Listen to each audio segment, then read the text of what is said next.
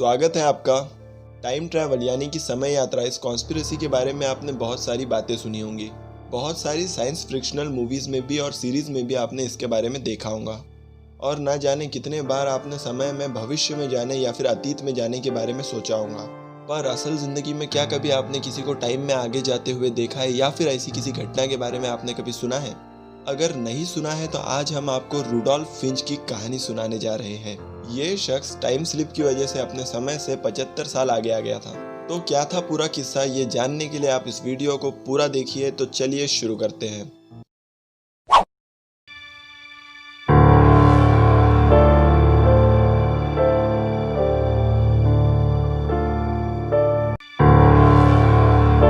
जून 1951 New York शहर के times square पर रात के 11:15 के करीब सड़क के बीचों बीच एक आदमी प्रकट हो गया, जिसे देखकर वहां के लोग हैरान हो गए। उस आदमी का पहनावा और उसकी वेशभूषा वहां के लोगों से एकदम ही अलग थी, क्योंकि उस आदमी ने 18वीं सदी के कपड़े पहने हुए थे। और वो शख्स हैरानी और परेशानी के साथ अपने आसपास का माहौल देखकर घबरा रहा था।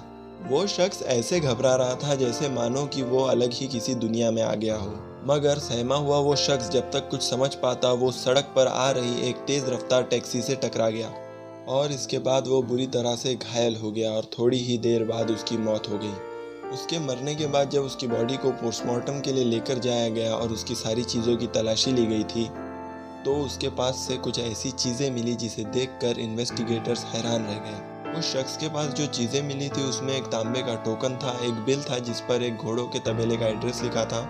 पुलिस को उस शख्स के पास जो कार्ड मिला था उस पर लिखा हुआ था रुडोल्फ फिंच। उस कार्ड के ऊपर 5th एव इस प्रकार से पता लिखा हुआ था और उसके पास $70 के पुराने नोट थे जो कि एकदम ही नए लग रहे थे। और एक खत भी मिला जिस पर 1876 का स्टैंप लगा हुआ था। हैरान कर देने वाली बात यह थी कि ये सारी चीज़ें पुरानी होकर भी एकदम नई लग रही थी और उस शख्स की उम्र 27 से 30 साल के बीच की लग रही थी। ये सारी चीज़ें देखकर पुलिस अधिकारी बड़ी ही हैरानी में पड़ गए थे। तो न्यूयॉर्क पुलिस ने इस केस की इन्वेस्टिगेशन की सारी जिम्मेदारी कैप्टन रिम को सौंप दी, जो कि न्यूयॉर्क पुलिस के मिसिंग पर्सन डिपार्टमेंट में काम करते थे। फिर कैप्टन रिम बिना समय गंवाए इस केस की जांच में लग गए। कैप्टन रिम ने अपनी पड़ताल की शुरुआत उस शख्स के पास मिले टोकन और बिल से शुरू की। उस बिल पर जो तबेले और सलून का पता लिखा हुआ था, कैप्टन रिम उसकी खोज करने में लग गए। पर कैप्टन रिम को ऐसी कोई भी जगह वहां पर नहीं मिली, इसलिए उन्होंने वहां के बुजुर्गों से इस जगह के बारे में जानने की कोशिश की, पर उन्हें भी इस जगह के बारे में कुछ नहीं पता था। फिर कैप्टन रिम ने उस शख्स के पास मिले बिजनेस कार्ड पर दिए हुए पते पर पड़ताल की और वहां पर 5th एव का एक ऑफिस मौजूद था, पर वहां पर भी कोई रुडोल्फ फिंच को नहीं जानता था। पुलिस को उस शख्स के पास जो कार्ड मिला था उस पर लिखा हुआ था रुडोल्फ फिंच, और इस नाम के अलावा पुलिस उसके बारे में कुछ भी नहीं जानती थी। फिर कुछ दिनों बाद कैप्टन रिम के हाथ 1940 की एक टेलीफोन डायरी लगी। उस डायरी में एक नाम लिखा था जो कि था रुडोल्फ फिंच जूनियर का। फिर कैप्टन रिम जल्दी ही रुडोल्फ फिंच जूनियर के उस डायरी में दिए गए पते पर पहुंच गए।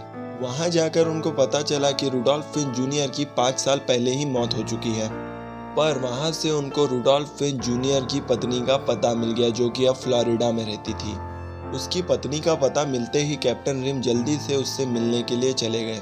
पर उसकी पत्नी से मिलने के बाद रुडोल्फ फिंच जूनियर की पत्नी ने उनको जो बातें बताई वो एकदम ही चौंका देने वाली थी। रुडोल्फ फिंच जूनियर की पत्नी ने बताया कि रुडोल्फ फिंच जूनियर के पिता थे और जब वो 29 साल के थे तब सन 1976 में वो अचानक से टहलते टहलते गायब हो गए थे। रुडोल्फ फिंच जूनियर की पत्नी ने बताया कि रुडोल्फ फिंच एक शाम को जब टहलने के लिए गए थे तब से वो वापस ही नहीं आए हैं और इस बात की पुलिस कंप्लेंट भी उस समय पर की गई थी। ये सारी बातें सुनकर कैप्टन रिम बहुत ही ज़्यादा हैरान हो गए थे। फिर उन्होंने सन 1976 की लापता लोगों की फाइल देखी और वो फाइल देखने के बाद कैप्टन रिम को पूरा भरोसा हो गया कि जो बातें उस विधवा पत्नी ने कही है वो सारी सच है। उस फाइल में जिस व्यक्ति का हुलिया बताया गया था वो ठीक उसी तरह था जो व्यक्ति 1951 में सड़क हादसे में मारा गया था। इन सारे सबूतों से यही पता चलता है कि रुडोल्फ फिंच ये व्यक्ति टाइम ट्रैवल करके अपने समय से 75 साल भविष्य में आ गया था। पर दुर्भाग्य से कुछ ही समय में सड़क हादसे में उसकी मौत हो गई। इस घटना को अभी तक की सबसे बड़ी और सबसे सटीक टाइम ट्रैवल यानी कि समय यात्रा की घटना माना गया है और इसके बाद से रुडोल्फ फिंच को एक टाइम ट्रैवलर के रूप में जाना जाता है जो अपने समय से 75 साल आगे आ गए थे। तो उम्मीद है आपको वीडियो अच्छा लगा होगा। अगर आप चाहते हैं कि टाइम ट्रैवल पे और भी वीडियो बनानी चाहिए तो आप नीचे कमेंट सेक्शन में कमेंट करके मुझे बता सकते हैं, या फिर आप मुझे कोई और दूसरा टॉपिक भी सजेस्ट कर सकते हैं नीचे कमेंट सेक्शन में ही। वीडियो अच्छी लगी होंगी तो इसको एक लाइक ज़रूर कर देना, और अगर आप चाहते हैं ऐसे और वीडियोज़ देखना तो चैनल को सब्सक्राइब करके बेल आइकन ज़रूर दबा दीजिए। तो मिलते हैं आपसे अगले वीडियो में और भी अजीब टॉपिक के साथ। तब तक के लिए अलविदा।